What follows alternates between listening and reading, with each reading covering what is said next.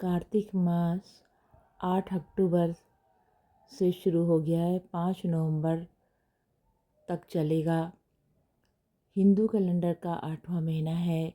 ये महीना धार्मिक दृष्टि से बेहद खास माना गया है, क्योंकि इस महीने में जगत के पालनहार भगवान विष्णु योग निद्रा से जागते हैं। धर्मशास्त्रों में कार्तिक मास को सबसे श्रेष्ठ माना गया है।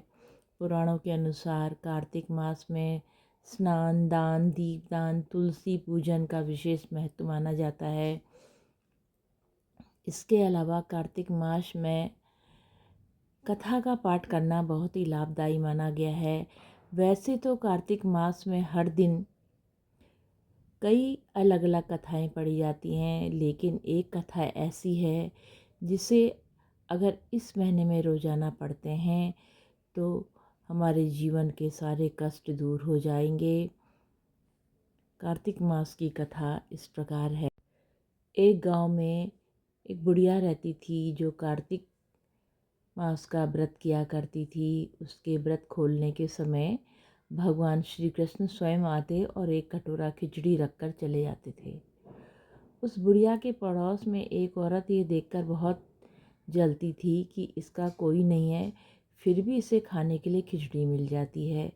एक दिन वो बुढ़िया कार्तिक महीने का स्नान करने गंगा गई और उसके पीछे से भगवान कृष्ण खिचड़ी रख गए।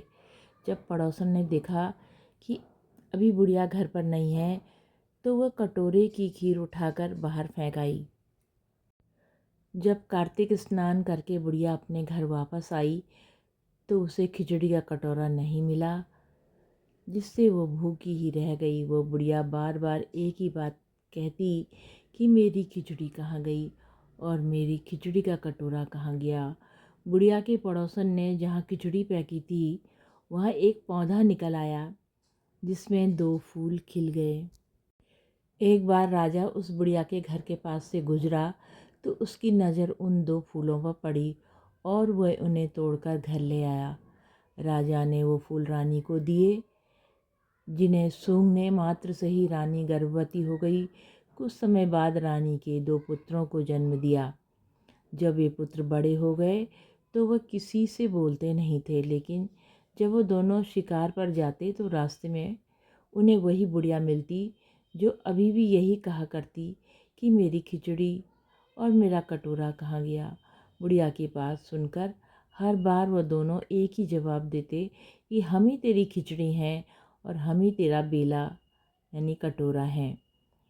एक बार जब राजा के कानों में यह बात पड़ी तो उसे आश्चर्य हुआ कि दोनों लड़के किसी से तो बोलते नहीं, लेकिन ये बुढ़िया से कैसे बात करते हैं। तब राजा ने बुढ़िया को राजमहल बुलाया और कहा कि हमारे दोनों पुत्र किसी से बात नहीं करते, लेकिन ये तुमसे कैसे बोलते हैं। तब बुढ़िया ने कहा कि महाराज, मुझे नहीं पता कि ये कैसे मुझसे बोलते हैं। मैं तो सिर्फ कार्तिक मास का व्रत किया करती थी और भगवान कृष्ण मुझे खिचड़ी का कटोरा भर के दे जाते थे। लेकिन एक दिन जब मैं कार्तिक स्नान करके घर वापस आई तो मुझे वो खिचड़ी नहीं मिली।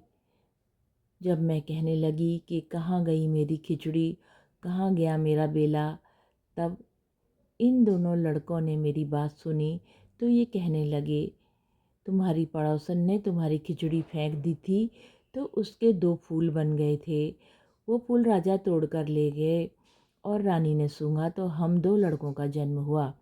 हमें भगवान ने ही तुम्हारे लिए भेजा है। सारी बात सुनकर राजा ने बुढ़िया को महल में ही रहने को कहा।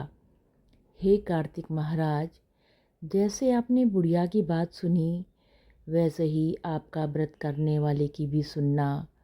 ओम नमो भगवते वासुदेवाय। ओम नमो भगवते वासुदेवाय। ओम नमो भगवते वासुदेवाय।